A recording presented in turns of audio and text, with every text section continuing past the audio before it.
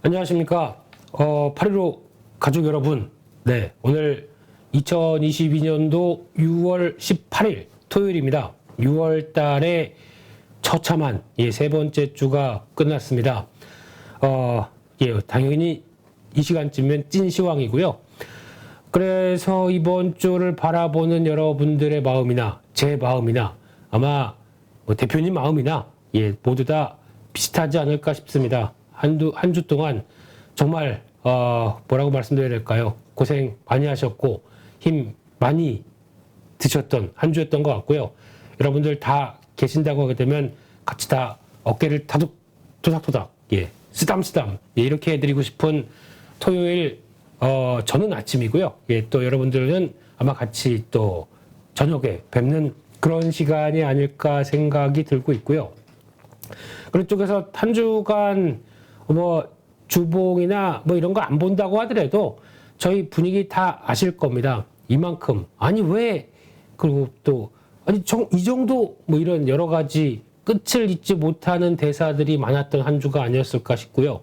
그러다 보니까 이제 아니 내가 왜 이런 주식을 사서 해서 아니면 아니 2020년 2021년도 좋았는데 갑자기 지금 딱 벌어진 일이 1월 달부터 6월 달 6개월 만에 아니 왜 이런 자주와 한탄에 섞인 목소리로 많이 한 주를 바라보시지 않으셨을까 생각돼서 저도 많이 괴로웠고 또 주식이나 좀 보니까 투자란 데 대해서 다 모든 게 엉망이 돼버린 상황들이죠. 그래서 투자를 한다는 거에 대한 여러 가지 회의와 절망과 그리고 또 많은 고민들이 함께 있었던 한 주가 아닌가 생각 들고요. 그래서 저도 그렇습니다. 보통 많은 분들이 그러시는데 저는 방송인이 아닙니다. 방송하려고 사는 사람은 아니고요. 그냥 트레이더였고요. 그리고 한 사람의 트레이더였고 그러면서 계속 시장을 맞춰가려고 하는 트레이더였고 근데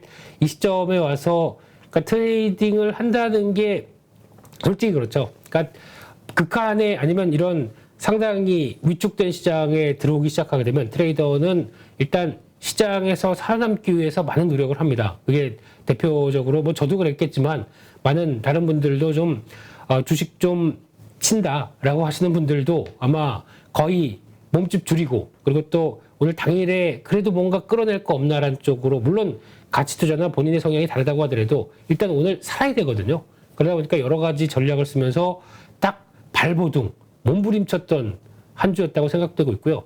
근데 그러면서 이제 생각해보다 보니까, 제가 8.15 머니톡에 가장 많이, 임 대표님 다음으로 많이 나오는 그 사람이다 보니까 많이 나오면 좀 어깨가 무겁죠? 그리고 또 여러분들과 같이 하는 상황에서 또 아침에, 그리고 또 이런 토요일 날에 좀 이런 시장에서 도움이 되는 얘기를 더 많이 드렸어야 되는 게 아닐까라는 생각으로 어제도 집에 일정 끝나고 오면서 터덜터덜 오면서 또 후회와 반성이 되더라고요. 그만큼 물론 이런 시장이 나올 거에 대해서 알 수는 없었지만 그래도 여러 가지 좀 대비를 할 수 있게 그리고 좀 계좌에 도움이 될 수 있게 많은 얘기를 좀 드렸어야 되지 않나라는 생각 때문에 좀 어깨가 무거웠었고 하지만 반성을 하면 사람이 바뀌어야 되겠죠. 그래서 좀 더 실전 매매나 아니면 좀 더 매매에 도움이 될 수 있는 얘기로 좀 더 가득하게 채워야 되는 게 저희 레몬 리서치의 이상엽 이사와 제가 해야 할 일이 아닌가 생각하고 있고요. 그래서 좀 더 이제 시장과 함께 나올 수 있는 변화에 대해서 한 발 더 들어가서 좀 더 도움이 될 수 있는 얘기 그리고 또 시장보다도 저희가 보통 하는 게 그렇죠. 이제 지금 다양한 매크로 지표들이 나오고 이것 때문에 흔들리고 움직인다고 하더라도 매크로 지표가 시장에 영향을 줘서 거기서 이제 갖고 있는 종목들이나 포트폴리오가 엉망이 되는 이런 상황들이 나오다 보니까 결국에는 매크로 지표와 함께 첫째 반등은 나오겠죠. 그리고 그 아수라장이 끝난 다음에 국면들이 어떻게 되겠느냐라는 분들도 같이 초점을 맞추면서 저희가 할 수 있는 건 그거밖에 없습니다. 저희가 매크로 지표 유가가 어쩌고 저쩌고 또 연준이 어쩌고 저쩌고 물론 요건 할 수 있습니다만 이게 저희가 할 수 있는 대응 대책은 없죠. 저희는 딱 그겁니다. 그러니까 계좌의 주식을 늘리냐 줄이느냐 현금을 늘리냐 줄이느냐 아니면 남아있는 현금 가지고 사냐 파냐 때 사는 대상이 무엇이냐라고 하는 이런 몇 가지 선택된 데이터를 위해서 여러 가지 지금 주변 환경들을 다 인식하고 안고 그 다음에 결정을 내리는 과정이죠. 거기서 저희가 뭐 8.15 모니터기 그리고 또 저희 레몬 리서치가 요만큼이라도 여러분 결정에 도움이 될 수 있도록 해야 되는 게 맞지 않나라는 생각 쪽에서 좀 더 엄중하고 무슨 선거 나가는 거 아니고요. 네, 좀 그래도 도움이 되실 수 있는 쪽으로 많이 가야겠다라는 쪽으로 말씀드리면서 시작이 뭐 이렇게 깁니까? 네, 시작하겠습니다. 그래서 결론적으로 시작부터 말씀드리게 되면 일단 좀 다 됐습니다. 어느 정도 좀 됐습니다. 그렇기 때문에 다음 주는 반등일 겁니다. 반등에 무게를 두는데 이 반등장에서 내가 어떻게 해야 될까? 이것도 또 상당히 중요한 이슈거든요. 그래서 일단 미국 시장은 어제 선물 옵션 만기일인데 그래도 살짝 이거를 뭐라고 표현할까요? 그냥 거래는 이건 무시하세요. 이거는 선물 옵션 동시 만기일에 나오는 거래. 그러다 보니까 살짝 움직였고 거기다가 주가를 돌리려고 하는 패턴. 근데 지금 저희가 일봉도 일봉이지만 지금 여기서 큰 해답이 안 나오죠. 많이 빠졌다. 이격이 좀 밀렸으니까 돌아가려고 나오지 않을까라는 쪽에서 월봉입니다. 제가 이것도 가끔 오전 그 시황에서 말씀드렸지만 이제 이 정도 폭이 나오기 시작하게 되면 일단 저희가 보고 있는 1200선 안쪽에서는 어느 정도 다가왔고 많이 밀렸습니다. 이런 자리 쪽에서 앞으로의 변화 특히 조금 더 볼까요? 다우 지수는 아직까지 갭이 있네요. 그리고 또 S&P 500은 갭이 있다고 하더라도 지금 거의 마찬가지로 단기적인 이격이 좀 커진 상황 쪽에서의 변화를 기대한다라고 하게 되면 일단 미국의 자리도 그렇고 그리고 또 거기서 어제 지금 최근에 나오는 거는 더 고점에서 낙폭이 좀 컸던 나스닥이 약간 견조하게 움직이려는 측면들이 높고 그만큼 많이 빠졌다는 얘기겠죠. 그리고 그런 변화를 봤을 때 다음 주 월요일은 휴장입니다. 그러면 한국 시장은 오늘 나왔던 미국 시장의 결과를 갖고 다우 위축, 나스닥 좀 반등 이 결과를 가지고 월요일 그리고 또 화요일까지 영향을 끼치겠죠. 근데 더 이상 우리를 좀 괴롭힐 게 좀 없다라고 하게 되면 요 월 화요일 때 그리고 또 다음 주에 보면 이슈가 그렇게 크게 많지가 않습니다. 그러면 좀 약간 잠잠한 상황 쪽에서 그걸 안고 또 지금 6월 FOMC 끝나고 선물 옵션 동시 만기일 미국까지도 끝났다라고 하게 되면 지금 이제 7월 달 가장 중요한 게 이제 소비자 물가지수 발표되는 중반 때죠. 그러면 지금 또 약 한 달 이 사이 쪽에서 일단 포탄이 지나가고 화마가 휩쓸려 간다고 하더라도 그 사이 이제 좀 추스릴 자리가 나오겠죠. 그게 이제 앞으로 약 한 20일에서 한 달 정도는 좀 변화가 나오지 않을까 싶은데 그 사이에 또 이런 무지막지한 장세에서 어떤 이슈가 나올지 모르겠죠. 그래도 추스리려고 들어간다라는 쪽에서 가장 먼저 포인트를 맞추고 보셔야 될 것 같은데요. 한국 시장 보겠습니다. 한국 시장의 동향은 아까 나스닥 본 것보다 거의 유사하죠. 유사한데 보통의 경우 정상적인 모습으로 나간다라고 하게 되면 저희가 미국도 보고 중국도 봅니다. 근데 중국은 탄탄하고 저 위로 가고 있는데 그런 거 좀 따라가면 안 될까요? 항상 저희가 중국 욕도 하고 많이 한다고 하더라도 시장이 그런 건 좀 거기도 교육 비중은 그래도 중국이 좀 더 크다고 하지 않습니까? 그렇기 때문에 좀 했으면 좋겠는 그냥 바람 정도로 봐야 될 것 같고요. 근데 시장을 보면서 그래도 딱 하나 느낀 거는 예전에 과거 한 번에 그냥 확 밀렸을 때 일단 1월 달이죠. 그때 이격도가 강하게 찐 것보단 지금은 아직은 좀 여유? 이격도가 바닥을 찍진 않았습니다. 근데 90대 초반까지 들어가게 되면 많이 밀린 거죠. 그래서 거기서 나오는 변화. 마찬가지로 좀 긴 시각에서 보겠습니다. 월봉입니다. 차마 이 정도까지 내려올까라고 몇몇 또 아니면 다른 매체를 통해서 좀 언급드렸던 지수가 2450이었습니다. 근데 거기까지 월봉상으로 보게 되면 한 번에 빠르게 5개월, 그러니까 2년 동안의 그 저점에서 꾸준히 올라왔던 거 거의 절반 이상을 지금 여기까지 돌려놓고 참 처참한 자리에서 지금 고민을 하고 있는 상황들이 펼쳐지고 있는 상황들이죠. 그래서 이 안쪽에서는 아마 시세 중심은 일단 2450이 될 것 같고요. 여기서 이제 위로 가면서 아니면 또 추가적인 얘기 나오면서 밑으로 흔들리는데 판단의 중심은 2450으로 일단 맞춰놔야 될 것 같습니다. 그 월봉에서 보여주는 가장 중요한 지지권력. 근데 저희 시장은 다 아시는 것처럼 항상 뭐 많이 빠지고 그랬다고 하더라도 여진이나 아니면 심리적으로 위축이 계속 나오기 때문에 위아래로 흔들리는 모습들이 더 많이 나올 겁니다. 그래서 지금은 아마 이 상황 쪽에서 밑으로도 밀리는 경우, 그러니까 지난번에 보게 되면 한번 충격을 훅 받고, 이게 2018년대 패턴이거든요. 쭉 가는 듯 하다가 한번 충격 받고 위아래로 왔다 갔다를, 보통 이게 월봉이다 보니까 거의 1년 가까이, 1년이 뭐예요? 한 1년 반 가까이도 이렇게 나온 적이 있습니다. 그러면 시장이 어떻게 되냐면 중심선에서 위로 갔다가 아래로 갔다가 왔다 갔다 하게 되면, 이런 패턴이 아마 지금 어떤 추세적, 그러니까 많이 빠졌다고 그래서 지금 이 상황에서 어떤 상황이 개선된 변수가 나오지 않는다고 하게 되면 V자 반등은 제가 보기엔 힘들 것 같습니다. 그래서 충격 받은 거, 이런 상황에서 좀 소화하는 과정들이 여러 어느 정도 좀 나오고 나서, 그 다음에 바뀌었네요. 예, 전후 좌 뭐 하는 거죠? 예, 그러니까 주변을 좀 돌아보고 거기서 나오는 상황이 좀 괜찮아졌다라고 하게 되면 어느 정도 소화한 다음에 그 다음에 움직이는 쪽으로 나가지 않을까. 그래서 처음은 이런 봉을 보인 다음에 한번 돌리려고 시도를 하는 자리가 지금부터 들어왔다고 봐야 될 것 같고요. 그러면은 큰 그림으로 보겠습니다. 지금 상황에서 지금 월봉상으로 보게 되면 지난번 밀렸다가 돌아온 자리, 그러면 약 한 2550, 2600선 자리는 아쉽지만 한 번에 돌파해서 쭉 가기가 힘든 자리겠죠. 지금 보면은 항상 차트를 보셔서 다 아시겠지만 지지했던 쪽이 무너져 내려온다. 그러면 바뀌게 되면 저항선으로 바뀝니다. 그럼 그런 자리까지 봤을 때 최대한 보게 되면 한 2650이고요. 그러니까 2600선 들어오기 시작하게 되면 약간 묵직하게, 무겁게 이거를 계단식으로 내려오다 보니까 거기서 계단식으로 올라갈 때 안 그래도 좀 류마티스가 좀 있습니다. 무릎이 안 좋습니다. 그렇게 되면 올라갈 때 아이고 하고 헥헥대면서 쉬면서 좀 돌아볼 수밖에 없는 자리들이 한 2600선, 그러니까 정확하게는 2550부터 2600 넘어갈 때까지가 상당히 좀 무겁게 작용하는 자리 같고요. 그럼 반대로 또 추가적인 충격이 나온다라고 하더라도 지금 같은 경우는 밑으로 간다고 하더라도 언제든지 뭐 한두 주나 좀 상황 보게 되면 다시 2450안까지는 들어오게 만드는 그런 자정작용을 할 수 있는 지수대까지 들어와 있습니다. 요거를 한번 거기까지 볼까요? 삼성전자까지 볼까요? 저희 시장의 대표 맞나요, 얘네? 네, 좀 제대로 하고 있나요? 네, 울컥하는 이 삼성전자 같은 경우도 와, 참 이게 뭡니까? 예, 근데 거래는 늘어나네요. 이 상황 쪽에서 저감에서는 충분히 들어오고 팔려는 이러면 안 되죠. 예, 악랄한 사람들도 계속 들어오는 상황 쪽에서 월봉을 딱 보게 되면 마찬가지입니다.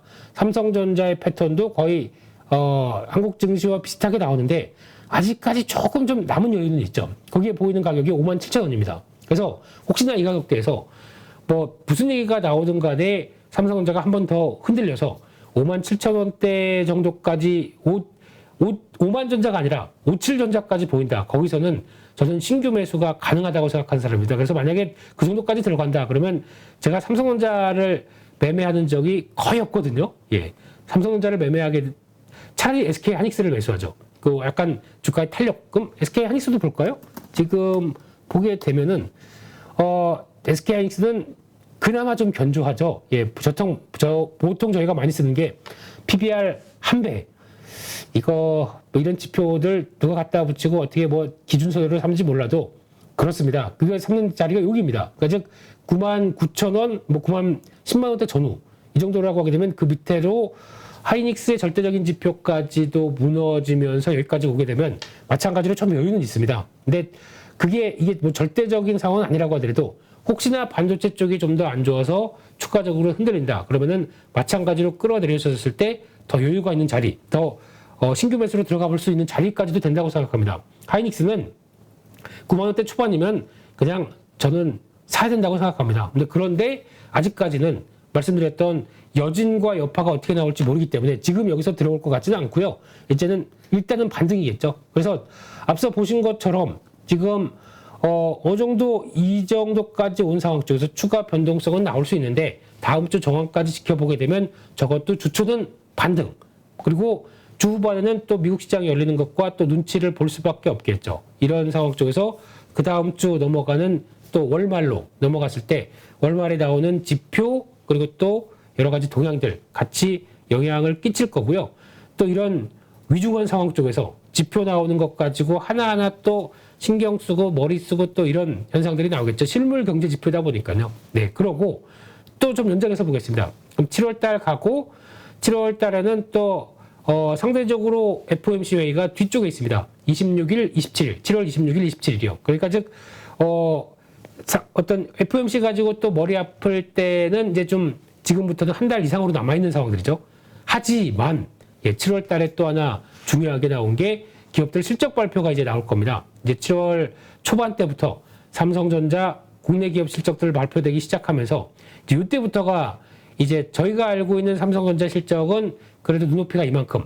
근데 주가가 미리 내리다 보니까 눈높이도 많이 낮아졌습니다.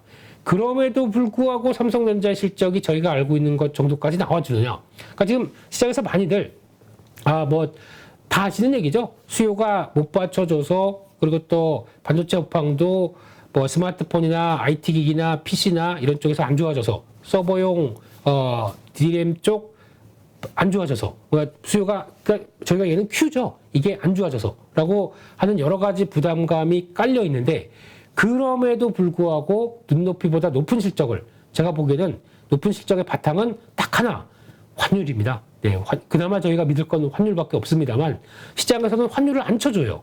쉽게 말씀드리면 그거는 일시적인 여러 가지 매크로 변수 때문에 그런 거 아니야. 그건 너희가 잘해서 한 거 아니야. 라고 해서 아마 이번 실적은 또 환율 관련된 쪽에 도움이 이만큼 받았기 때문에 그거 좀 빼자라고 또 얘기를 할 겁니다. 왜냐하면 시장은 안 좋은 시장에서는 계속 깎으려고 할 거고요. 또 좋은 시장에서 뭔가 업사이드를 계속 뭔가 안 좋은 것도 좋게 만드는 아주 신기한 마술. 네. 또 안 좋은 시장에서는 좋은 것도 깎아내리는 아주 더러운 마술. 예. 이런 게 보여지는데 또 하나 이번 주에 나왔던 것 중에 하나가 그래도 변화 중에 하나를 보게 되면 정부가 법인세를 24%에서 22%까지 최대한 한 10% 낮춰줬습니다. 이게 기업들한테 어떤 변화가 나오냐면 10%포인트가 낮아졌을 때 영업이익이 그러니까 끝까지 갔었을 때는 이익이 어떻게 바뀔까요? 좋아집니다. 그러면 이거를 그러니까 저희가 단순하게 주가를 볼 때 주가 이익 자체가 올라간다는 얘기거든요.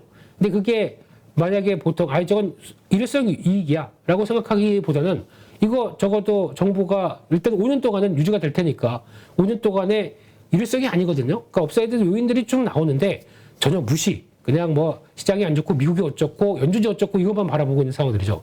이 부분은 또 하나의 저희 도움이 되고 또 만약에 저희가 한동안에 고생했었던 한 그 9월달 이후만 넘어가면 대주주 양도세 뭐 이거 나오면서 머리 많이 아팠었죠. 이거 사라졌습니다. 일단 100억 이상으로 확 올렸기 때문에 이제 이거 나올 가능성이 없습니다. 그러면 저희 한국 시장을 발목을 잡았던 고질적인 요인들은 좀 사라진 부분들이 이번에 상당히 많거든요. 이것도 어떻게 앞으로 하반기에 그러니까 좀 단순하게 한국 시장은 한 3, 4년 전부터 전강 후약 이렇게 바라봤던 후약 요건들이 사라진 겁니다.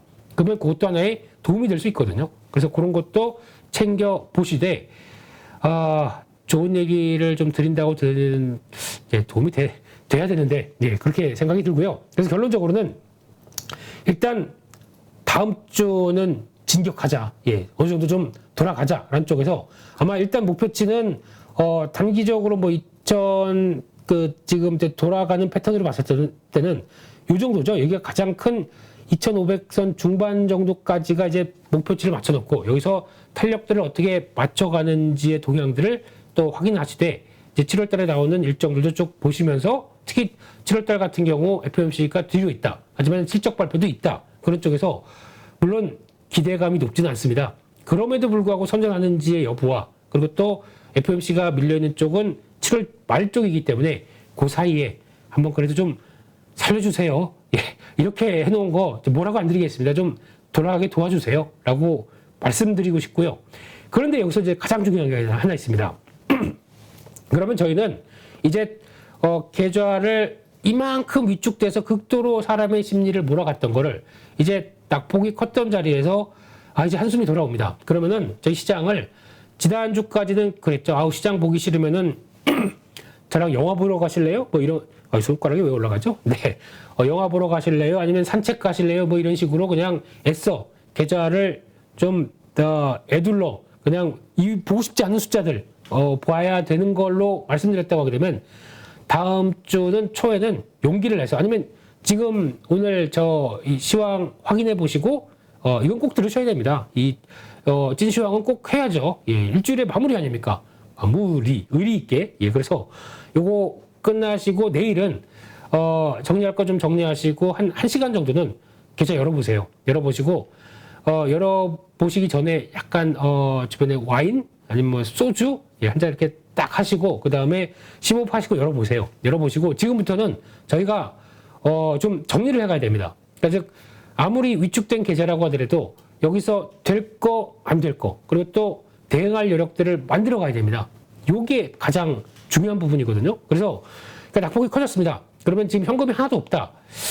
제가 보기에는 어떻게 좀 현금을 좀 마련하셔야 약간 계좌의 한 10%라도 좀 마련해 두셔야 좀 숨통을 그러니까 대응할 수 있는 여력들이 좀 나올 것 같거든요. 그래서 지금까지 그러다 보니까 제가 자꾸 아니 이렇게 깨진 계좌에서 왜 자꾸 저 인간은 저 사람은 저 현금을 좀 마련하라고 그래라고 했던 이 보석 같은 가치가 지금부터 발휘됩니다. 많이 밀렸고 지금부터는 첫 번째 계좌에서 첫째는 계좌 종목들이 쭉 있다고 하게 되면 이번 반등의 흐름 봐서 어느 정도 앞으로 끌고 갈 거 안 끌고 간 거 이거를 뭐 5종목이다 그러면은 최소 한 종목이나 아니면 한두 종목들이 보인다 이거는 반등 목표치 한번 나름대로 설정해 보시고요. 안 되면 문의하세요. 예, 저희 문의하시면 저희 친절한 이성엽 이사가 제가 할게요. 죄송합니다. 예, 이 어느 정도 가이드들 많이 보여주실 것 같고요. 근데 그 정도를 좀 정리할 거는 정리해서 반등 시에 좀 현금화해서 이거를 현금화해서 손실이 확정이죠. 확정이라고 하더라도 이걸 가지고 시장에 맞는 종목으로 앞으로 바꿔야 될 거 아닙니까? 지금부터 어떤 종목이 주도가 되고 어떤 종목들이 되게 되면 내가 만약에 40% 하락한 종목이 이게 돌아가서 한 30%대에서 정리를 하느냐 마느냐라고 해서 진짜 마음이 아픈다고 하더라도 이거를 그러면 시장 반등과 함께 다시 40%로 갈 확률과 다시 시장에서 그거보다 지금부터 많이 빠졌다가 좀 주도적인 모습으로 가서 이 종목이 지금 저점대에서 잘 사서 한 20% 가서 반가이 이런 안 좋은 얘기죠. 반 정도 빠르게 수익을 확정시켜서 그러니까 수익이라고보다 이걸 가지고 끌어내서 이 정도의 손해폭을 정리하는 거. 근데 이게 어떤 효과가 있냐면요. 많이 하락했던 종목들이 돌아가는 이제 파란 나라를 보안이죠. 예, 파란색에서 파란색이 줄어드는 걸 보는 것과 그래도 아프지만 이거 적어 놓으셔야 됩니다. 이거 분명히 이 종목 마이너스 40% 갔어. 이거 내가 어디 한번 넣어 보자라고 하는 것과 그리고 그 다음에 이걸 정리했다고 하더라도 밑에서 빨간색이 올라와서 확대되는 걸 보는 이 투자 심리 측면 쪽으로 보게 되면 이쪽이 훨씬 더 도움이 됩니다. 왜냐하면은 물론 거기 가서 내가 이게 올라간다는 보장이 없다고 하더라도 이거를 하기 위해서 어떤 변화가 나오냐면 첫 번째로는 빨간 계절을 보면서 내가 자신감을 갖습니다. 이거 되게 중요한 겁니다. 두 번째는 하다 보니까 나도 계속 피폐에 잠겨 있고 슬픔에 잠겨 있다가 뭔가 희망을 보여주는 게 나오기 시작하죠. 그러면은 여기서 뭐가 나오냐면 내가 의욕적으로 바뀝니다. 하니까 좀 바뀌기 시작했어. 그러면은 자 하면 돼. 자 어디 그러면 다음 종목 뭘까 하고 의욕적으로 공부를 하게 됩니다. 공부하면서 막 종목을 찾으면서 연구를 하게 됩니다. 내 자신이 내가 좀 어떤 자극을 줘서 활력소가 나오는 거죠. 그러다 보면은 이때 같은 경우는 마이너스 40%에서 이제 돌아가는 거 보게 되면 이렇게 봅니다. 이제 마이너스 30% 안 돼. 그리고 시장 좀 가면 이제 좀만 더 하다 마이너스 20%. 근데 시장은 그래도 저점에서 올라온 것 같은데 아직도 마이너스 20%야. 오 마이 갓. 이렇게 돼버리죠. 이게 아니라 좀 역동적으로 해보니까 그렇더라고요. 예, 그러면 이게 뭔가 불쏘시가 되면서 역할이 나오면서 계좌를 좀 더 빠르게 좀 더 역동적으로 움직이게 만들어 나가게 되면 이때보다 훨씬 더 좋은 결과가 나옵니다. 그렇게 되면은 나중에 뭐 어떤 다시 시장이 2,800, 2,900 갔었을 때 오히려 제가 보기엔 이게 회복해서 돌아온 것보다 내가 역할로 해서 돌아왔던 계좌의 변화가 더 좋았습니다. 그거는 그러면 이제 2,900선 쪽에 거의 만약에 돌아오는 계좌까지 확인됐다. 그럼 이때부터는 나에 대한 자존감과 지금 같은 기분을 한번 써놔 보세요. 그러면 내가 한 5월달, 6월달에 이런 기분이었구나. 지금 내 계좌와 함께 나의 기분은 업 하면서 이제 좀 시장에 대한 또 자신감이 많이 찾아지겠죠. 저는 투자할 때 이게 제일 중요하다고 생각합니다. 그래서 저희가 워렌 버핏처럼 아니면 돈이 뭐 저희가 생각하지 못한 무슨 몇천억 단위가 있어서 이거를 운영하는 펀드 매니저가 아니거든요. 내 계좌를 살리는 아주 조그만 구멍가게 펀드 매니저입니다. 그렇다고 하더라도 이런 구멍가게 펀드 매니저의 투자 마인드는 이럴 때 배가가 됩니다. 그러니까 작았지만 내가 뭔가 큰 변화를 이뤘다라고 하는 이 차오르는 만족감, 그리고 차오르는 다음 시장에 대한 투지, 이거를 생각하시면 훨씬 더 긍정. 오늘 이상한 얘기 많이 드리네요. 예, 하지만 저는 오늘 뭐 무슨 시황이 어쩌고 연준이 어쩌고 이런 얘기 드리고 싶지 않습니다. 그거는 그냥 혹시나 대표님이 검사할까봐 네, 그냥 이렇게 채워놓은 거고요. 저는 이런 얘기를 더 드리고 싶었습니다. 네, 그래서 진도는 살짝 나가게 되면요. 시황 정리, 연준과 시장이 이거 뭐 중요하겠습니까? 저희 맨날 틀리는 연준과 그보다 더 잘 틀리는 저 레몬 리서치 대표와 네, 그리고 또 같이 혼돈에 빠져 있는 저희가 제일 문제죠. 예, 그래서 그냥 이건 그냥 두고요. 그냥 그렇게 간다. 뭐 하도 많이 말씀을 드렸기 때문에 그래서 앞으로 중요한 거는 둘 다 역할이겠죠. 근데 딱 하나 그건 걱정이 돼요. 연준의 물가 목표치 어제 기자회견에서도 나왔던 것처럼 2% 못 박았습니다. 그러면 5월달, 6월달 CPI 거의 9%대입니다. 그러면 딱 어제도 결의에 찬 표정으로 우리 파월 형님, 다 형님이래요. 예. 파월 의장님께서 얘기하셨던 거는 2% 가기 위해서 금리 올린다. 긴축 계속 간다. 라는 쪽이죠. 그러면 2% 떨어질 때까지, 그러니까 이제 CPI의 그러니까 소비자 물가지수의 관계와 이 목표치와의 괴리가 커지면 커질수록 강하게 간다는 얘기입니다. 그래서 이게 떨어지는 거 보이지 않으면은 자꾸 행정부에서도 야, 뭐해? 빨리 어떻게 좀 해봐. 그러면은 눈치 보면서 에이, 몰라. 0.75. 최대한 뭐 1까지도 예, 이렇게 나올 수 있겠죠. 그러니까 이런 식으로 강하게 갈 수 있다는 거에 대한 그러니까 연준을 믿지 마세요. 뭐 0.75가 의례적이었고 다음에는 0.75가 아닐 수도 있는 0.5에서 0.75 얘기를 하는데 진짜 6월달 CPI가 9%나 아니면 더 그 이상으로 만약에 어떤 변화가 나와서 계속 그쪽으로 간다라고 하게 되면 연준은 그냥 계속 갑니다. 이 스텝으로 가서 그리고 거기다가 지금 저희가 알게 모르게 중요한 거는 QT란 거. 이거는 직접적으로 끌어오는 거거든요. 그러니까 직접적으로 자금들을 흡수해 가는 거거든요. 이거에 대한 여파도 만만치 않습니다. 그렇기 때문에 하겠다. 그들이 하겠다는 거의 논리들은 그대로 바라보면서 과격하게 나올 수도 있다. 이런 거는 소비자 물가지수에 따라 다르겠다. 이런 걸로 봐야 될 것 같고요. 그리고 또 하나 두 번째로는 에너지에 대한 고찰을 얘기를 드리는데 요거는 오늘 이제 유가가 밀렸습니다. 오늘 유가가 110달러, 한때 120달러 때까지 갔던 게 110달러 때까지 다시 밀리면서 고점 대비해서 좀 밀리기 시작하죠. 근데 그래서 아유, 한숨을 돌렸다. 뭐 에너지 기업들 쭉 하락했다라고 해서 뭐 이제는 본격적으로 유가 이제 다시 7, 80달러대로 가야지 라고 생각하시던데 7, 80달러를 여기서 지금 그냥 간다. 큰일 납니다. 예, 이거는 오히려 시장에 탈출해야 됩니다. 반대로. 왜냐면 이거는 시장이 앞으로 긴축을 통해서 수요가 확 줄어서 경기가 심각하게 안 좋아질 거라는 것을 반영하는 게 또 하나의 지금의 유가의 지표입니다. 그래서 빠르게 유가가 급락한다. 주식을 더 줄여야 됩니다. 지금 같은 경우는요. 근데 그게 아니라 차라리 지금처럼 120달러 때 막 시도했던 게 110달러 때. 그래서 왔다 갔다 하면서 꾸준하게 하향 정체되는 게 속도가 그 CPI를 물론은 영향을 주면서 좀 유가가 하락하다 보니까 좀 낮아지겠죠. 근데 빠르게 CPI가 떨어질 정도로 유가가 급락하는 이거는 절대 좋은 게 아닙니다. 모든 매크로 지표들은 항상 급등이나 급락 이렇게 나온다고 다 좋은 게 절대 아닙니다. 항상 우하향 아니면은 많이 올라갔던 거 점진적으로 하향 또 점진적인 상승 이게 제일 좋거든요. 그러면 지금 같은 경우는 그렇다고 하더라도 그러니까 왔다 갔다 하면서 한 뭐 100달러대 중심이나 아니면 90달러대 중심에서 거의 서서히 움직이면서 CPI도 소비자 물가지도 점진적으로 하향시키게 만드는 게 가장 좋은 변화다. 안쪽으로 말씀을 드려야 될 것 같고요. 그럼에도 불구하고 오늘 나왔던 얘기가 그거거든요. 수요에 대한 위축 얘기가 살짝 나오면서 유가도 흔들린 게 조금 있고 거기다가 이란 제재를 통해서 이제 미국의 방향이 이란을 좀 핵합을 통해서 뭔가 끌어가려고 했는데 이게 다시 또 제재로 나옵니다. 솔직히 그냥 미국 바이든 제가 이제 정부를 욕하는데 미국 정부까지 욕해서 죄송합니다만 제 생각이 이러면 안 되죠. 좀 답답해요. 보고 있으면요.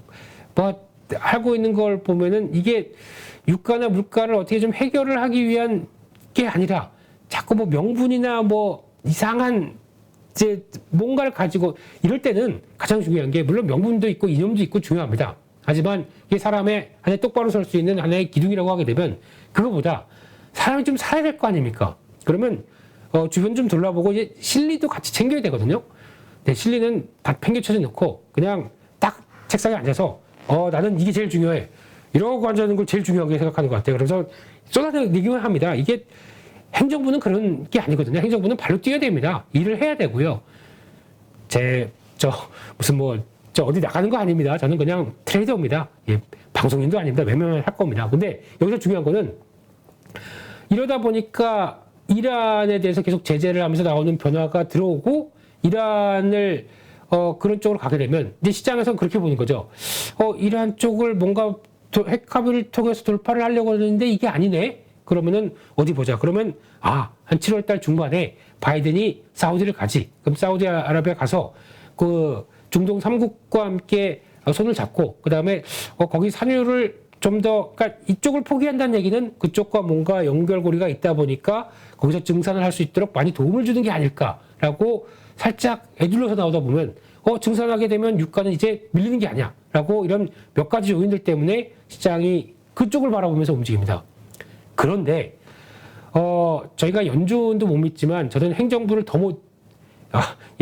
미국 행정부에 대한 신뢰감이 요만큼도 없습니다. 연준 손가락만 나오네요. 예, 연준도 그렇지만 별로 그렇게 이런 위중한 상태에서 하는 거 보면 좀 그렇습니다. 근데 그렇다고 제 마음에 들게 해줄까요? 근데 항상 사람 사는 게 그렇죠. 근데 이런 쪽에서 아무것도 제대로 마음에 드는 걸 못하는데 가서 그러면 사우디아라비아 가서 그러면 또 이렇게 사진 찍고 You are the brother 뭐 이러면서 이러고 나올까요?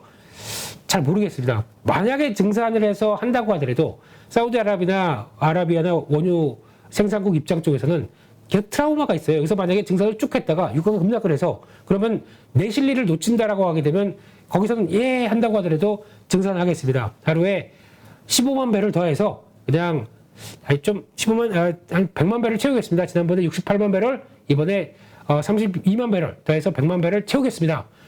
바이든 왔다 갔는데 성과는 뭔가 있어야 되는데 100만 배를? 이게 증산인가요? 네. 왜냐면은 증산도 절차가 있죠. 증산한다. 그러면은 지금 있는 데서 막 더 뽑아내는 게 아니라 지금 나온 상태에서 증산하기 위해서는 또 추가적으로 그 광구를 찾거나 아니면 또 거기서 더 끌어올리기 위해서는 가동률을 높이기 위해서는 이게 그냥 저희가 생각해서 수도꼭지에서 물티슈 나오는 게 아니에요. 원유는. 또 이에 따라서 계획도 세우고 나와서 이어지는 변화들 쭉 같이 가야 되는데 이게 아니고 그냥 제가 생각할 때 합의만 하게 되면 무조건 증산된다. 이건 아니거든요. 증산 합의해서 이걸 가동률 끌어올려서 나올 때까지는 시간이 더 걸립니다. 그리고 제가 보기에는 그럴 가능성이 좀 많이 그게 크진 않을 것 같아요. 그래서 일단은 지금 너무 그쪽에 대해서 위축되다 보니까 뭔가 희망적인 얘기를 보는 것 같은데 에너지에 대해서는 지금 다들 관심이 높고 산유국도 마찬가지고 지금 거기서 대처하는 많은 나라들도 자국을 생각하고 실리만 생각하지 그렇게 되면은 지금 세계 경제를 위해서 글로벌 경제를 위해서 뭔가 이런 단계가 나올 거는 아닌 것 같습니다. 그거에 대해서는 너무 그냥 이상적인 거죠. 그러니까 유럽이 그랬죠.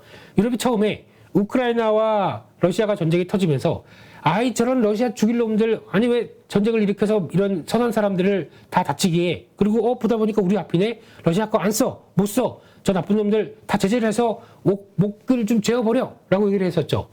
지금 한 3, 4개월 지났습니다. 지금 보니까 다 그렇게 우리는 인도적인 차원에서 우크라이나를 지원하는 게 맞고 그런 쪽으로 나갑니다.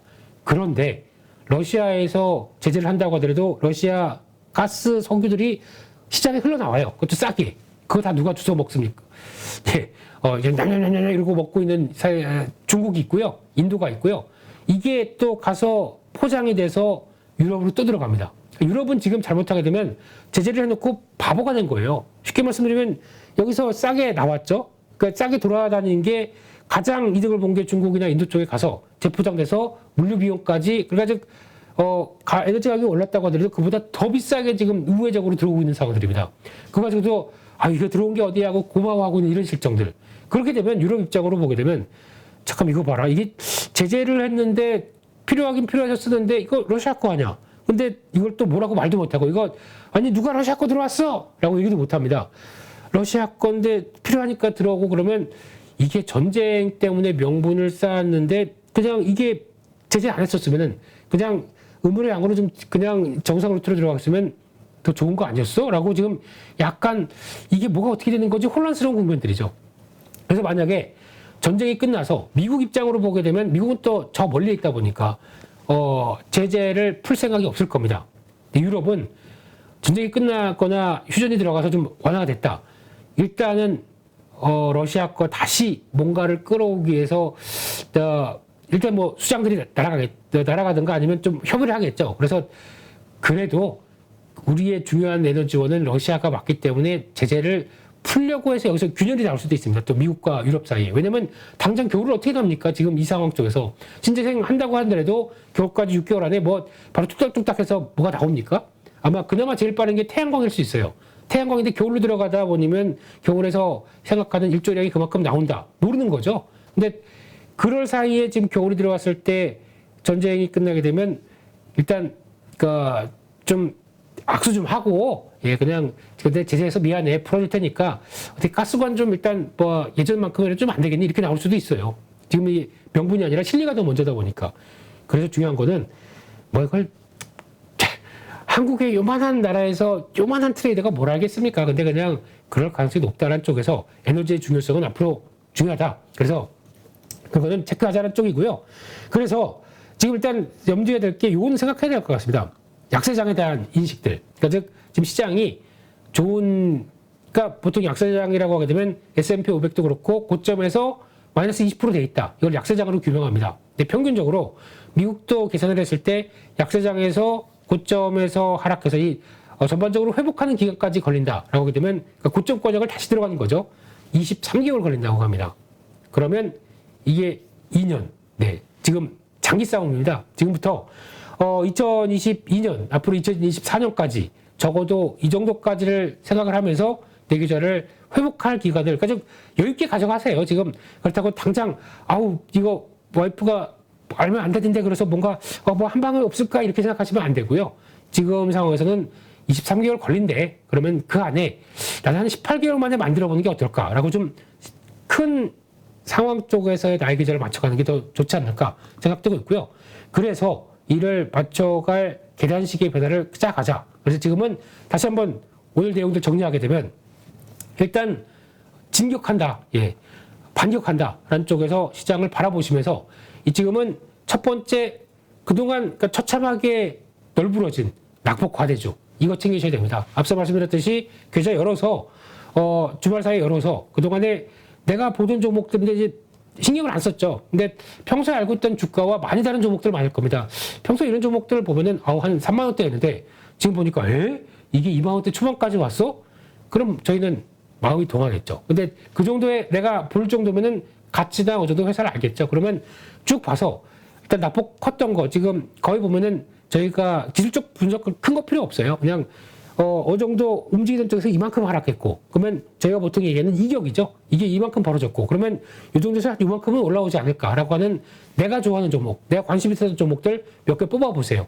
이거를 공략하세요. 공략하셔서 단기 수익이라도 들어갔다가 한 5%라도 챙기십시오. 이게 내 계좌에 5%를 더 플러스를 해주는 겁니다. 그 다음에 V자로 반등할지 거기다가 또 걸릴지 모릅니다. 근데 항상 중요한 거는 지금부터는 손해보면 안 됩니다. 그러니까 지금부터는 내가 남은 현금들 어떻게 그냥 크게 흔들리면 안 됩니다. 그래서 지금은 손절 범위를 아주 작게 잡고 낙폭 컸던 것들 거기다가 반발매 나온 거를 누리셔야 됩니다. 그걸 챙겨놓고 그 다음에 이러면 제가 여러분들을 자꾸 틱쟁이로 몰아가는 것 같은데 그게 아니라 하락장에서 약세장에서 견디는 방법은 이거밖에 없습니다. 많이 빠진 거 어느 정도 저점에서 들어올 때까지 확인했다가 그걸 가지고 그러니까 목표 수익도 많이 보시면 안 돼요. 이격이 커졌는데 수급까지 도와준다. 그러면 한 10% 아니면 거기서 단기 저항권에 들어온다. 그러면 5% 이렇게 낮은 수익률을 근데 이걸 가지고 난 그런 거 빠르면 못해 라고 생각하실지 모르겠는데 이거는 제가 한번 오프라인 815 오프라인 가격이 있나요? 네.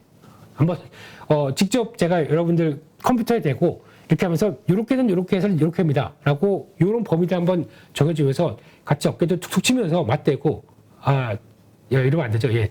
어깨빵이죠. 예. 이러면서 얘기를 좀 드리고 싶어요. 근데 그런 쪽에서 나올 수 있는 한정적인 범위라고 하더라도 그런 거 이제 짧게 좀 단기 반등이 나오는 시점이라고 하더라도 거기서 저점에서 많이 빠진 종목들 5% 몇 프로 챙겨서 그냥 또다시 현금으로 놓고 시장 상황 어떻게 될지 모르니까 또 본다고 하더라도 이런 극점인 때 들어가서 하는 게 도움이 많이 됩니다. 그리고 또 내가 내 계좌에 대해서 약간 마이너스 40%가 아니라 이런 거 한 두어 번 정도 해서 마이너스 한 35% 아니면 30% 정도까지 도와줄 수 있는 여력을 만든다고 하게 되면 제가 가장 강조를 많이 드리지만 수익이 나기 시작하게 되면 그에 따른 나의 마음과 그 계좌는 아직까지는 멀었지만 그에 따른 투자 마인드는 많이 바뀔 수 있습니다. 그걸 위해서 하는 거고요. 네. 그 정도로 해서 다음 주는 조금 힘내시죠. 힘내시고 좀 여력 찾고 자 이제 한번 해볼까? 이런 마인드로 다음 주를 시작하셨으면 좋겠습니다. 그래서 종목 리뷰 주간 동안에 나왔던 거 말씀드리는데 종목을 해야 되나 고민을 했는데 그래도 해야죠. 예, 말씀드렸던 거 체크해봐야죠. 그리고 많이 말씀 안 드렸습니다. 계속 시장 얘기하고 하느라고 그냥 원고에 있던 것만 보여드리고 그냥 넘어갔던 것도 있고. 근데 그 중에서 빠르게 보게 되면 IT 쪽에서 외국인들이 산다라는 쪽에서 말씀드렸던 게 요 세 종목들이 있는데 빠르게 볼까요? 예, 지금 보게 되면 대표적으로 원익 QNC 이거 같은 경우는 주가가 지금 보게 되면 곧 많이 밀렸죠. 고점에서 안 빠질 듯 하면서 원형으로 쭉 밀렸죠. 근데 이 상황에서 보게 되면은 외국인들 보세요. 뭐죠 이거?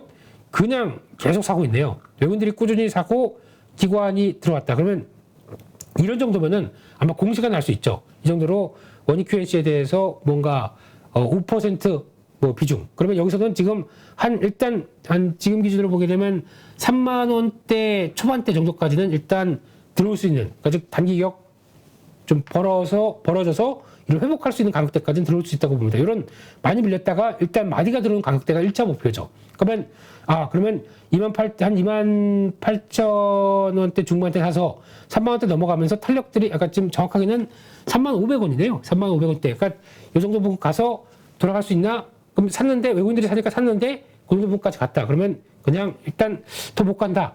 정리. 이렇게 해서 그러면은 1,500원 먹는 거죠. 지금 기준으로 보게 되면요. 예, 그러면은 이런 장에서 1,500원 수익이 어딥니까? 예, 그런 정도로 보시면서 그런 거 이용할 수 있는 종목이다라고 보여지고 있고요.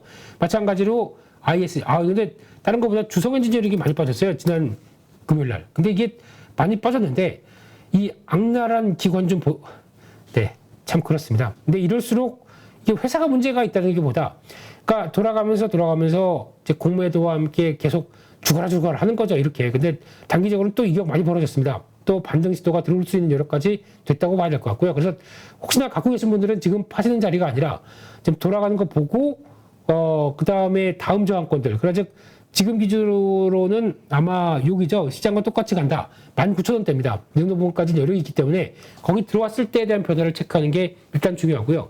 제가 보기에는 실적 발표하면서 또 바뀔 수 있습니다. 물론 장비 회사다 보니까 여러 가지 변화가 나올 수는 있죠. 그래도 돌아간다라는 데 무게를 두고 보셔야 될 것 같고요.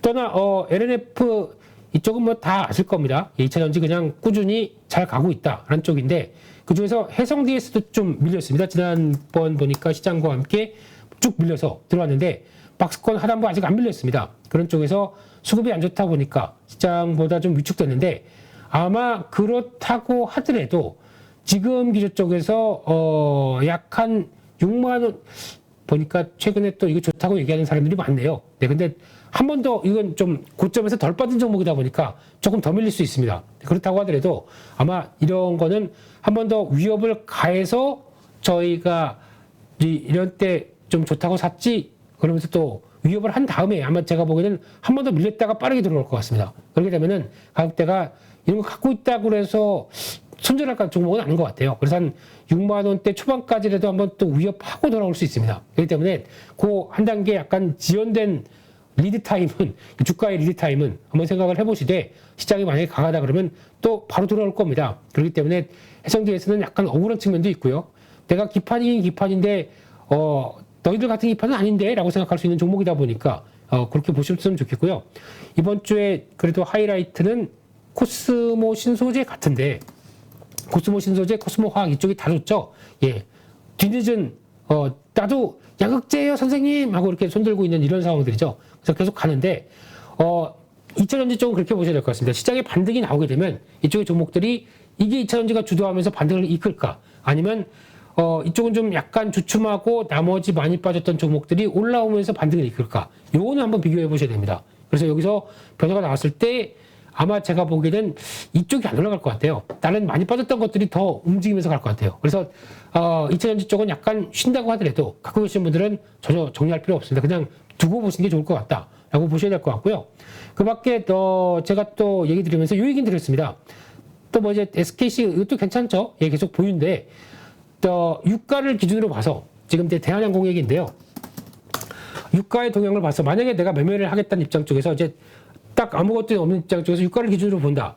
유가의 흐름이 강할 때는 이제 어떤 정유, 가스 이런 쪽을 이제 같이 보면서 움직이시되 아마 유가가 이제 한 단계 지금같이 이제 레벨업이 된다. 그럼 올해는 당장 항공주 보세요. 항공주 같은 경우도 많이 밀렸고 여기서 아마 변화가 나온다라고 되면 항공주에 대한 기대감이 살짝 더 올라올 수 있습니다. 그래서 유가를 기준으로 그러니까 유가에 대한 동향들이 좀 살아 움직인다. 그러면 그러니까 반대로 말씀드리게 되면 다음 주 월요일은 유가 좀 흔들림에 따라서 정유주 흔들리겠죠. 근데 그렇다고 제가 보기에는 정리할 필요도 없을 것 같고요. 여전히 이 레벨들은 그대로 있기 때문에 이거는 만약에 또 유가 때문에 정유주가 또 많이 밀린다. 그러면 매수 포인트 찾아야 되겠죠. 그래도 반대로 이게 또 유가가 올라와서 그러면 싸게 산 거 정유주가 또 다시 올라온다. 그러면 그 사이에 또 항공주도 밀리겠죠. 그럼 저점에서 또 항공주 보면서 유가에 따라서 왔다 갔다 시소 게임을 할 수 있는 대표적인 종목들 두 가지로 저는 S-오일과 대한항공 이렇게 보면서 같이 시소 게임을 하는 게 더 어떻겠느냐라는 쪽에서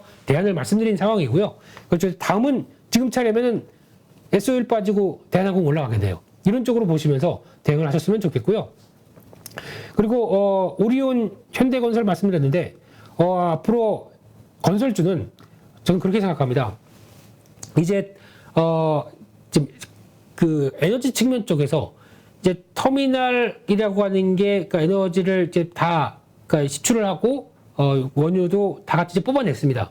그러면 가스도 뽑아내게 되면 이거를 그냥 뽑아내게 된 거를 여기서 그냥 그대로 두어서 뭐 육상으로 운송하는 게 아니라 이걸 가지고 수출 터미널이라고 하는 거, 즉 항만 근처에 터미널을 만들어요. 이거를 단기적으로 저장했다가 이거를 배를 통해서 보낼 수 있는 거. 그러면 지금부터 보게 되면은 유가와 관련된 쪽에서 이제 증산을 하겠어. 아니면 좀 더 이렇게 유가가 좋으니까 우리 투자를 하겠어라고 하는 입장이라고 보게 되면 지금 여기서부터는 지금 나오고 있는 이 플랜트라고 하죠. 이 플랜트 시설과 또 항만에 나오는 이 터미널 시설 이거를 벌써 독일도 그렇고 그러니까 받는 쪽도 나올 거고 그리고 보내는 쪽도 나옵니다. 이 중간 사이는 배죠. 그러다 보니까 저희 조선, 본행제, 피팅 밸브 이런 쪽이 여기서 연결되는 또 하나의 투자 아이디어고요. 이거 같은 경우는 플랜트를 짓는다. 그리고 또 항만의 터미널을 짓는다라고 하게 되면 이걸 또 건설하는 거 플랜트를 짓는 것 자체가 또 건설 쪽의 모멘텀이 될 수 있고 들어가게 되면 이거 그냥 강관은 많이 들어가죠. 그러다 보니까 여기 들어가는 강관 또 제가 보기엔 이제 서서히 건설 쪽도 다시 봐야 될 게 이런 쪽에서 수주가 나오기 시작한다라고 하게 되면 나도 해외 수주에 강점이 있는 에너지 관련주였네 라고 인식이 나올 수 있습니다. 그러면 저희가 맨날 뭐 분양가 상한제 언제 바뀌어요? 뭐 우리 건설사들은 이제 주택 공급 언제 다시 돼야 하는데 의외로 키포인트가 이쪽에서 나올 수 있습니다. 그래서 해외 수주 나오는 거 이게 LNG 터미널 관련된 쪽이나 플랜트 관련 쪽에서 나올 수 있는 변화가 나오게 되면 이때 더 도움이 될 수 있다는 쪽에서 해외에 강점 있는 건설사들 대표적으로 현대건설, GS건설, 대우건설 또 DLENC 뭐 이런 것들도 한번 볼 때가 됐습니다. 그래서 많이 빠졌고요. 그래서 그런 흐름들은 한번 체크하시면서 뉴스 나오는지에 대한 동향들 한번 정리해 보시는 것도 좋을 것 같고요. 그리고 또 마찬가지로 마지막 금요일 날에 삼양식품은 제2의 오리온이다라고 언급드리면서 말씀드렸었죠. 삼양식품 뭐 박스권 위쪽까지 훅 들어오네요. 네. 음식료 쪽에서는 그거밖에 없는 것 같습니다. 음식료 쪽에 지금 곡물 가격 올라서 이게 어떻게 돼요? 곡물 가격과 제품 가격의 스프레드, 제품 가격 올려야 돼요. 막 이런 거보다 이런 거 다 떠나서 수출에 대한 그러니까 수출을 통해서 어떤 팽창의 분위기를 보여줬다.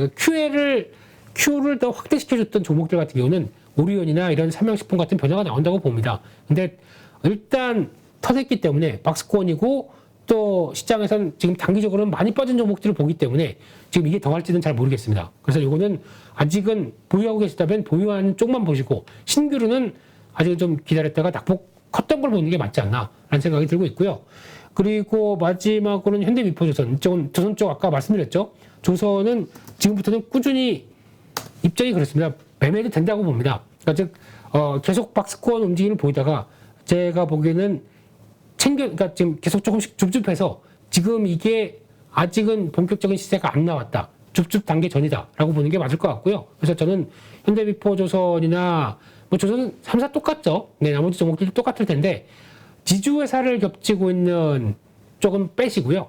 그 차라리 이런 어떤 사업회사를 갖고 있는 쪽에 뭐 대주도 대우조선해양, 삼성중공업, 뭐 현대중공업, 현대미포조선 이런 쪽에서의 변화. 그러니까 가장 좋은 거는 뭐 현대중공업일 수도 있는데 이런 쪽에 직접적인 중간 지주회사 쪽 말고 예, 그런 종목 쪽으로 가져가면서 돼가는 게 훨씬 더 탄력적이지 않을까라는 쪽에서 또 여기서 연결되는 건 조선기자재 말씀드렸듯이 한국카본, 동성화이텍 이런 LNG 쪽에 본행지 쪽에 강점 있는 회사들 또 피팅밸브 쪽에 성광밴드, 태광, 뭐 하이로코리아는 조금 늦는 것 같고요. 그리고 또 조금 더 확장되게 보면 뭐 DK락, 뭐 BMT 이런 종목들이 다 있죠. 이런 것들도 연관이 되는 종목들이다 보니까 이런 것도 잘 갖고 있으면 돈이 될 것 같은 이런 패턴으로 보셨으면 좋겠고요. 조선기자 쪽에서 확장세가 들어가는 거 계속 보시면서 같이 흐름을 확인할 때다 이렇게 말씀드리겠습니다. 그래서 이번 주 다 했네요. 예, 다 했고 이제는 여러분들을 주무 지금 토요일 날 이 시간에 주무시면 안 되죠. 예, 차라리 그냥 예, PC 킨 김에 아니면 스마트폰 킨 김에 계좌 열어보시죠. 계좌 열어보시고 지금은 그냥 한 시간 지금부터 저희 끝나고 1시간 네, 또 한번 내 계좌를 위해서. 근데 제가 보기에 토요일보다 일요일 날 하는 게 좋더라고요. 왜냐면 토요일 날 하게 되면 일요일 날 또 저희 이렇게 활동하고 저희 보통 일요일 날 시체놀이 하죠. 여러 거 뭐 스마트폰 보고 있다가 또 다 까먹으세요. 그러니까 지금은 그냥 이렇게 해서 이제 열의에 찬 또 이제 그래 한번 해보겠어 라고 하는 걸로 마무리하시고 그 열의를 내일 또 이렇게 여러 거 지내시다가 맞다 한번 해봐야지 그러면서 내일 이 시간에 그러니까 일요일 날 한 9시 때 한번 켜서 노트북도 한번 켜고 이제 뉴스도 좀 보시고 그러면서 많이 빠진 종목들 한번 체크하시면서 이런 걸로 한번 회복해 보겠어. 제가 보기에는 널렸습니다. 지금 그거 있죠. 어머 사장님이 미쳤어요 이거. 네, 대박엔 세일입니다 지금. 그래서 이거를 일단 대박엔 세일을 그냥 지나가는 거는 자본주의 사회에서 사람이 할 일이 아니죠. 일단 마이너스 85% 세일입니다. 근데 그래? 이러고 지나가는 거는 그건 안 됩니다. 그거는 해야 됩니다. 나중에 와이프한테 들으면 미쳤어 하고 늑작 스매시 당합니다. 그래서 이런 때는 챙길 걸 챙기기 위해서 좀 약간 들어가 보시죠. 들어가 보고 좀 단길에도 챙겨놓고 그 다음에 한숨 좀 돌리자라는 쪽에서 그렇게 여러 가지 얘기를 말씀드렸습니다. 우울하게 시작했다가 뭔가 좀 활력소를 드러는 쪽으로 마감을 시키려는 의도가 제 의도였습니다. 네, 죄송하고요. 네, 그래서 그래도 너무 지친 마음, 한 주 동안 지친 마음들 주말 사이에 많이 회복하시면서 그래도 다음 주 변화를 그래서 좀 어깨 좀 피시고 뭐 저희가 주식한다고 그래서 죄 지은 거 아닙니다.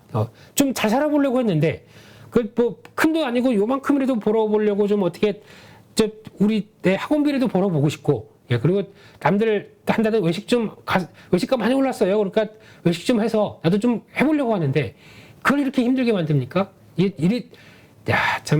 저희 그렇게 큰 돈 하는 거 아니고요. 그냥 살려주세요. 이런 마음으로 다음 주도 하고 싶은데 살려주는 모습들이 나온다. 그러면 살려주니까 같이 액션을 취해야겠죠. 그런 쪽에서 조금 더 도움이 나올 수 있도록 저희 8.15 모니톡도 그렇고 레몬 리서치도 힘껏 열심히 또 다음 주도 달려보겠습니다. 여러분들도 같이 또 화이팅 하시면서 다음 주면 6월 23일이 되겠네요. 근데 그래도 어떻게 좀 반등 나왔는데 좀 챙기셨습니까? 이렇게 하면서 조금 더 이제 미간 안 찌푸리고 보톡스 맞은 얼굴로 뵐 수 있는 다음 주가 됐으면 정말 좋겠습니다. 네.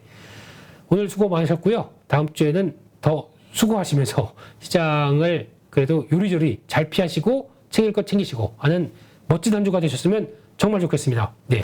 저는 다음 주 이 시간에 다시 뵙도록 하고요. 네. 다음 주까지 화이팅 하셨으면 좋겠습니다. 네. 감사합니다.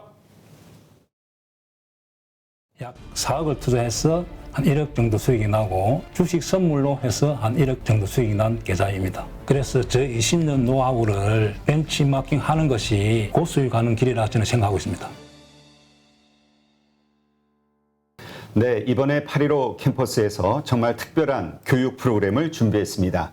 많은 분들이 고민하시죠. 어디에서 사야 되는지, 그리고 얼마에 팔아야 되는지, 이것을 몰라서 참 많은 돈을 잃는 경우들이 있습니다. 그리고 좋다고 생각해서 샀는데 결국 그 자리가 물리는 경우도 있고요. 그래서 우리 영상에서도 여러 번 소개해드렸던 공매도의 고수시죠. 물론 공매도뿐만이 아니라 일반 매수와 관련된 투자자로서도 상당한 수익을 얻고 계시는 분인데요. 그래서 이번에 김용옥 저자님과 함께 우리 많은 개인 투자자들이 실력을 높이고 어떤 시장 환경에서도 돈을 벌 수 있는 전천후 투자자가 될 수 있는 그러한 기회를 준비했습니다. 안녕하세요, 대표님. 네, 안녕하세요. 잠깐 말씀드렸지만 시장이 상승을 하든 그 다음에 하락을 하든 어느 쪽으로든 돈을 벌 수 있는 기술, 기법이라는 거.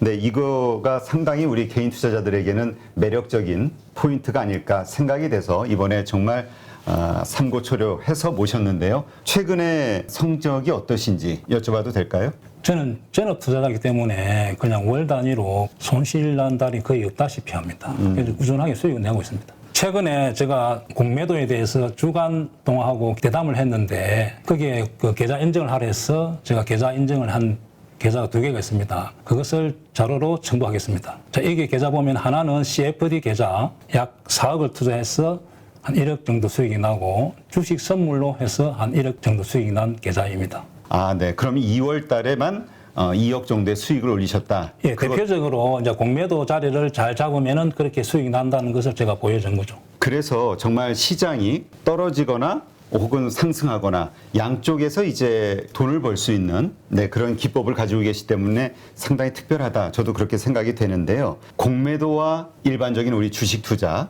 이 양쪽을 다 같이 하는 투자를 하고 계시는 건가요? 지금 현재도? 예, 저는 지금 매수와 매도, 공매도를 다 반반 정도 합니다. 손흥민 축구 선수가 축구를 잘하는 이유가 왼발, 오른발 사용하기 때문에 축구를 잘합니다. 제가 좀 주식의 차트를 잘 보는 이유도 공매도를 오래 했기 때문에 매도 자리가 정확하게 보입니다. 왜냐하면 저는 매도 포지션을 하기 때문에. 반대로 또 매수 자리도 잘 보입니다. 결국 공매도와 매수는 제가 다음에 기회가 되면 설명하겠지만은 밀접한 연관이 있습니다. 그래서 일반 투자자들도 쉽게 배우면은 성률이 한 90% 정도 나올 수 있도록 교육을 할 수 있습니다. 공매도를 활용해서 오히려 사야 되는 자리들을 알 수 있는 거잖아요. 네, 이러한 것과 관련된 기법들은 어떤 것들이 있나요? 간단하게 4가지 기법을 저도 실제 매매를 해서 이제 검증한 기법인데 강남 나이트 기법이라고 우리 땅은 강남이 최고 좋잖아요. 그렇죠. 차트상에서도 그런 강남 자리가 성률이 한 80%, 90% 노는 자리가 있고 신고가 자리. 네. 또 하나는 급락에서 턴, 그 다음에 윗꼬리 거래 극강 기법이라고 4가지 기법을 통해서 매수로서는 충분히 개인들이 수익을 낼 수 있습니다. 또 공매도 자리는 2군데, 저점에서 공매도 자리, 고점에서 공매도 자리 2군데만 배우더라도 충분히 개인들도 적용해서 수익을 낼 수 있습니다. 네. 네. 그런데 많은 분들이 또 오해하실 수 있는 게 공매도에 대해서는 워낙 이미지가 안 좋기 때문에 그러니까 개인 투자자들이 희생을 그 외국인과 기관의 어떤 불공정한 공매도로 인해서 희생을 받는다라고 생각을 하는 피해의식을 가지고 있는 분들도 있거든요. 그러나 이 공매도에 대해서 명확하게 이해를 하고 있다면 공매도를 쳐서 돈을 버는 것도 가능하지만 공매도 치는 자리를 피할 수 있는 안목이 생길 수도 있는 거겠죠? 제가 이제 공매도를 안 하더라도 공매도 치는 자리를 알기만 하더라도 개인들이 매수를 실수 안 하기 때문에 계좌의 수익에 큰 도움이 됩니다. 네. 모든 주식 거래를 코스피 300, 그다음에 코스닥 200, 소위 우량주 중심으로만 한다라고 말씀하셨거든요. 거기에는 뭐 어떤 특별한 이유가 있을까요? 예, 제가 이제 20년 동안 전업 투자하면서 개별 종목, 이제 테마주와 잡주들을 매매하다 보니까 럭비공처럼 어떻게 튈지를 예측을 할 수가 없습니다. 그래서 운에 맡기는 매매를 많이 했다는 거죠. 네. 그래서 우리가 개인 투자자들이 그런 매매를 많이 해서 어떤 경우는 수익 났다가 손실 났다가 그 결과를 알 수가 없기 때문에 손실이 많이 납니다. 따라서 우량주 위주로 하다 보면은 예측이 가능합니다. 네. 이 차트상에서 상승 차트가 보이고 하락 차트가 보인다는 거죠. 그래서 코스피 300, 코스닥 200, 즉 500 종목 이내에서만 주로 매매를 하기도 하고 교본에 교육할 예정입니다. 수강생들이 등록을 하게 되면 VOD 강의를 들으면서 그 다음에 월 2회 우리 저자님과 실시간 소통을 하면서 배워나가게 되는데 그 기간 몇 개월 정도 배우면은 우리가 그래도 이 교육 과정을 마무리하게 될까요? 저랑 단기 교육을 받고 저 매매하는 거와 여러분들 매매했던 교육생들 같이 피드백을 받아야만 실력이 좋아지고 결과가 좋게 나온다 봅니다. 그래서 한 12개월 정도 교육을 마치면은 회원들의 한 90% 정도가 수익을 날 수 있도록 그런 교육생을 제가 만들고 싶습니다. 이 영상을 통해서 우리 8.15 캠퍼스에서 진행하는 김용옥 저자님의 투자 기법을 배우려고 관심을 가지신 분들, 이런 분들에게 마지막으로 한 말씀 하신다면 어떤 말씀이 있을까요? 자, 주식을 어렵게 배우려고 하지 마시고 고수의 기법을 벤처마킹 하는 것이 시간과 경제적으로 전략이 됩니다. 그래서 저 20년 노하우를 벤치마킹 하는 것이 고수에 가는 길이라 저는 생각하고 있습니다.